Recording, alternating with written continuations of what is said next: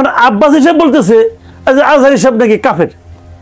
প্রশ্ন করেছিলেন বরিশাল থেকে আথার, তিনি প্রশ্ন করেছিলেন যে স্বরাষ্ট্র উপদেষ্টা সাখাওয়াত সাহেবের কথা বলেছেন, তেনার একটা বিবৃতির জন্য তাকে পরিবর্তন করে দেওয়া হয়, কিন্তু বর্তমান উপদেষ্টা যিনি আছেন তিনি বারবার এত ভুল করার পর বা তিনি এতটা কি বলা যায়, আপনি নিজেই বলছিলেন, তারপরও কেন তাকে আসলে চেঞ্জ করা হচ্ছে না, তাকে কিসের ভিত্তিতে আসলে রাখা হচ্ছে সেটি নিয়ে কেন তিনি জানতে চেয়েছেন, সেটি নিয়ে কেন প্রতিবাদ সেভাবে হচ্ছে না? প্রতিবাদ কিভাবে হবে? প্রতিবাদ শোন, সমস্যাটা কথা জানেন, প্রতিবাদ করতে গেলে তো মানে পুরো গভর্নমেন্টের প্রতিবাদটা চলে আসে। কারণ আমাদের সমস্যাটা কি, আমরা তো ইউনূস সাহেবকে ভালোবেসে বলেছি। প্রবলেমটা হলো এই জায়গাটাতে, যাকে আমি ভালোবেসে বলাই তার কিন্তু কোনো রকম মানে আপনার সমস্যার চোখে পড়ে না আমাদের। এখন এই দেশের আর তো কোনো উপায় ছিল না, আমরা ইউনূস সাহেবকে ভালোবাসি, স্টিল ভালোবাসি। উনি এক একটা আকাম করেন আর আমাদের ভালোবাসি একটু একটু করে কমতে কমতে এখনো ওনার দিকে বেশি আছে, এখনো ওনাকে ভালোবাসি আমরা। এখন প্রবলেমটা যেটা হয়েছে যে ইউনূস সাহেব মনে হয় আমার ধারণা জাহাঙ্গীর সাহেবকে ভালোবাসা বলেছে। কাজে আমি আপনি যা কিছুই বলি না কেন, ভালোবাসার জোরে উনি টিকে যাবেন নাকি ইউনূস সাহেব দেখেন না তাও বলতে পারবো না। অথবা ইউনূস সাহেব আরেকটা কথা বলছিলেন কিন্তু, যে আপনারা প্রাণ খুলে আমার সমালোচনা করুন, আমাদের বলছিল না? জি। তখন আমি বুঝি নাই, এখন আমার যেটা মনে হয় উনি কেন বলছেন, উনি বলছেন এই কারণে যে আপনারা প্রাণ খুলে সমালোচনা করেন, আমি কিছু দেখবও না, কিছু শুনবও না, আমি চুপচাপ বসে থাকবো। তো সমালোচনা করলেই কে, না করলে কি? এখন অবস্থা হয়েছে এরকম ওনার, উনি কিছু খবর টবর মনে রাখেন না। যদি রাখতেন, কয়েকদিন আগে দেখলাম উনি বিবিসিকে বলতেছেন যে আইন শৃঙ্খলা অবস্থা তো খারাপ হয় নাই। উনি বলছেন তো এটা যথেষ্ট ভালো আছে, কি বলেন ভাই, যদি খারাপই না হলো তার এক সপ্তাহ আগে ওনার স্বরাষ্ট্র উপদেষ্টা রাত 3:30টার সময় প্রেস কনফারেন্স কি কারণে করছে বলেন? তার বাসভবনের দিকে ঘটনা ঘটছে, উনি হয়তো ঘুমাইতে পারেন নাই যে এত কিছু হচ্ছে, আমি কিছু করতে পারছি না কেন, ঠিক আছে আরো অনেক লোকের ঘুম থেকে জায়গাটাকে নিয়ে এসে উনি বলছেন, তাহলে ওটা তো খারাপের একটা নমুনা। এই নমুনা ওনার চোখে পড়ে নাই, উনি নির্দ্বিধায় হাসি মুখে বলতেছেন না, কোনো চেঞ্জ হয় নাই। আবার বলে আগের মতোই আছে। যদি আগের মতোই থাকে তাহলে ওটা আমি সরাইলাম কেন? আমি তো ভালোর জন্য সরাইছি রে ভাই। একদম। আর একটু বিষয় নিয়ে যদি একটু কথা বলি, যে ওয়াজ মাহফিলের যে বিষয়টি, সেখানে নারীদেরকে টার্গেট করে বারবার কথা বলে, এই বিষয়টি কিন্তু শুধু একজন দর্শক করেছেন তা না, আমরা যদি বাইরেও একটু কান পাতি সোশ্যাল মিডিয়াতেও দেখি যে সেখানে দেখছি যে নারীদেরকে আসলেই বারবার টার্গেট করা হচ্ছে, এবং সব থেকে উইক ওয়েপেন কি নারীরা, যাদেরকে সহজে টার্গেট করা যায়, সহজে ব্যবহার করা যায়। আমরা যখন সমতার কথা বলি, নারী স্বাধীনতার কথা বলি, তখন পোশাক থেকে শুরু করে একটা নারী কিভাবে চলবে, কিভাবে সবকিছু কি কারা আসলে নির্ধারণ করে? এখানে না এই বিষয়টা খুবই ডেলিকেট একটা বিষয়, সেনসিটিভ একটা বিষয়। আমি এই সেনসিটিভ বিষয়টা নিয়ে একটু কথা বলি। বলবেন প্লিজ। জিনিসটা হলো কি, যে একজন লোক মাথায় টুপি আছে, আলখাল্লা আছে, আবার অনেকে পাগড়ি আছে, দাড়ি আছে, আরবি বলতে পারে ভালো, উনি কথা বলতেছেন। এখন উনি একটা হুজুর, এখন এই হুজুরটা ঠিক হুজুর নাকি এই হুজুরটা সমস্যা যুক্ত হুজুর, এটা কিন্তু আমি আপনি বুঝবো না, আমি আপনি তো ওই জ্ঞান নাই আমাদের কাছে। আচ্ছা, আবার এই হুজুররা কিন্তু পরস্পরকে কাফেরও বলে। এই যে মিজানুর রহমান আজহারি একজন আছেন, খুব বিখ্যাত, কিন্তু টেলিভিশন খুললে ইউটিউব খুললে ওনাকে পাওয়া যায়। আবার আরেকজন আছেন ডক্টর এনায়েতুল্লাহ আব্বাসী, উনিও খুব বিখ্যাত লোক।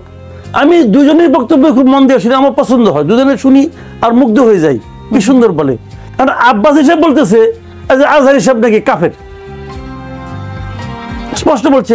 এখন আমার কথা হলো কি ভাই, দুইটাই তো সত্য হইতে পারে না, হয় আব্বাসী ঠিক নাহলে আজহারি ঠিক। কারণ আমি যেমন কই, আমি কি আজহারিটা শুনে আমি কি কাফের দ্বারা প্রভাবিত হচ্ছি, নাকি আমি আব্বাস হিসাব এটা শুনে কাফের হাত থেকে মুক্ত থাকতেছি? এখন যে কথাটা আব্বাস হিসাব বলছে, ওই কথাটা যদি আমি মাসুদ কামাল বলতাম, তাহলে এতক্ষণে কি আপনি এনে বসে আলাপ করতে পারতাম? হয় হাসপাতালে থাকতাম, নাহলে কবরে থাকতাম। হিসাবে খেয়াল করেন আপনি। এখন তাহলে এখন কোনটা ঠিক হবে? অথচ রাষ্ট্রের ক্ষমতাও নাই এই দুজনের কেউ কোনো একজনকে প্রশ্ন করে যে তোমার কথা ঠিক কি মিথ্যা আমাকে বলো। এই রাষ্ট্রের ক্ষমতা নাই, এটা নাই কেন?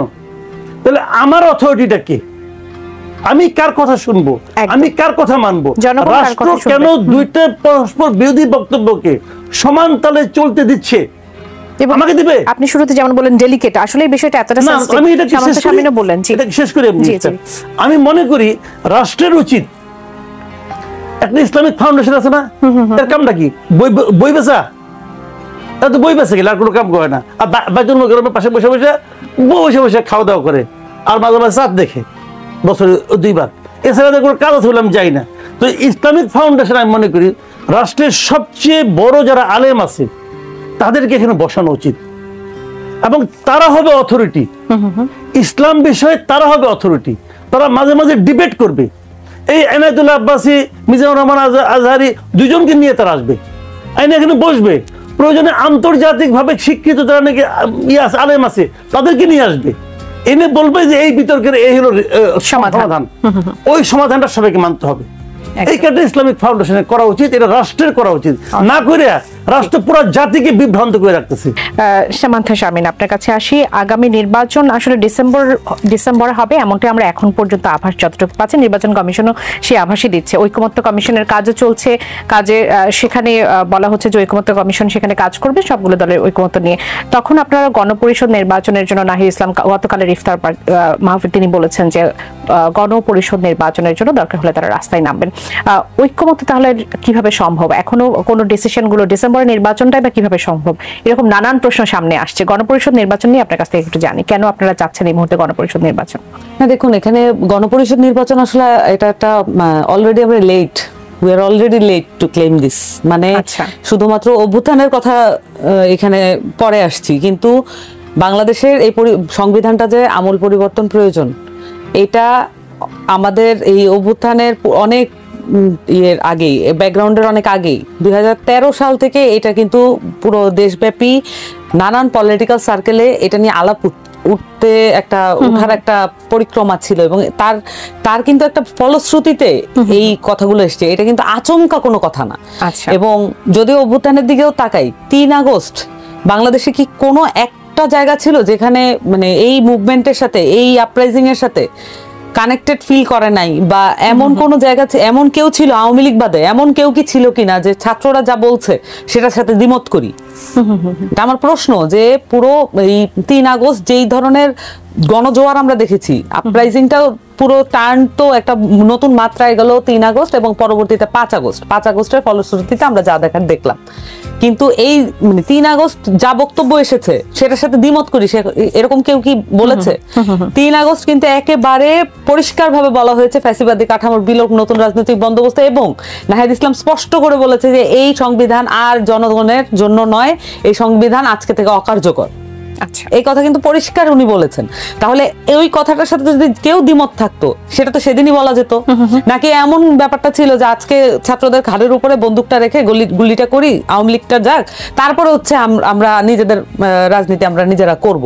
কিন্তু এখন যেটা দাঁড়াচ্ছে, পুরো অভ্যুত্থানের মধ্যে এই ছাত্রদেরকে ব্যবহার করে যদি এই ধরনের একটা রাজনৈতিক কূটকৌশল খেলা হয়, এবং এখন এসে মানে গণপরিষদের নির্বাচনের কথাটা মনে হয় যেন আমরা খুবই আকস্মিকভাবে বলছি, ব্যাপারটা এইভাবে প্রেজেন্ট করা ঠিক হচ্ছে না। অসংখ্য ধন্যবাদ। আমাদের সামনে শেষ সময় চলেছে। মাসুদ কামাল, যখন আসলে নির্বাচনের সংস্কারের কথা প্রশ্ন আসছে, তখন তো এই যে গণপরিষদ নির্বাচন আদায়ের কথা যেটি বলছেন, সম্মিলিতভাবে রাজপথে নেমে হলে সেটি করবে। ডিসেম্বরের নির্বাচন আমাদের প্রধান উপদেষ্টা গার্ডিয়ানকে বলেছেন আসন্ন নির্বাচন হবে কয়েক দশকের ইতিহাসে সবচেয়ে অবাধ সৃষ্ট।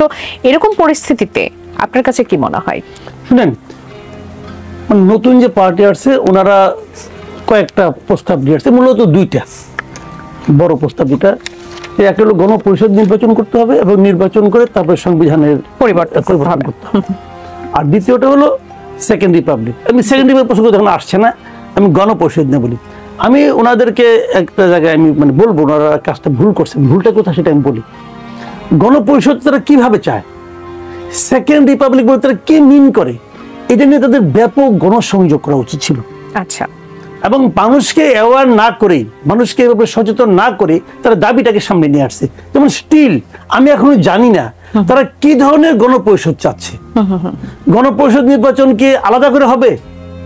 গণপরিষদ কি একই ব্যক্তি কি গণপরিষদের সদস্য হবে, জাতীয় সংসদের সদস্য হবে, নাকি 2 ব্যক্তি হবে? এটা কিভাবে হবে, প্রক্রিয়াটা কি, এই বিষয়গুলো কিন্তু তার ক্লিয়ার নয়। আমাদের কোনো গণপরিষদের অভিজ্ঞতা নাই, এই দেশে কোনো গণপরিষদের অভিজ্ঞতা নাই। যে গণপরিষদটা হয়েছিল 72 সালের, সেই গণপরিষদটা তো আসলে ওটা মৌলানা ভাসানীর সঙ্গে একমত ছিল না। ওটা শেখ মুজিব গাইড করে বানাই দিচ্ছে যে প্রাদেশিক পরিষদ এবং জাতীয় পরিষদ যারা যারা নির্বাচিত হয়েছিল তোমরা সবাই গণপরিষদের মেম্বার। কোন আইনে কি সমাজে কেউ জানে না, সে করলে হইলো। তো এরকম ছিল তখন। তো আমাদের কোনো অভিজ্ঞতা নাই। আপনারা কোন ফরম্যাটে চান এটা মানুষকে ইনফর্ম করা, মানুষকে অ্যাওয়ার করা উচিত ছিল। উচিত করে মানুষকে মানে এটা জানিয়ে তারপর দাবিটা নিয়ে আসা হচ্ছিল। আরেকটা জিনিস হলো নির্বাচনটা, একেবারে শেষ সময়, আধা মিনিট শেষ করছি। নির্বাচন যেটা হবে সেটা ডিসেম্বর হবে কিনা এখনো শিওর না। যদি এই সমস্ত দাবি নিয়ে ওনাদের আন্দোলনটা চলে তা নির্বাচন বিলম্বিত হতে পারে। আর এই সরকারের পক্ষে একটা অবাধ নিরপেক্ষ নির্বাচন করা সম্ভব বলে আমি ব্যক্তিগতভাবে মনে করি না। অসংখ্য ধন্যবাদ জনাব মাসুদ কামাল, ধন্যবাদ সামান্তা শারমিন আমাদের আয়োজনে যুক্ত হওয়ার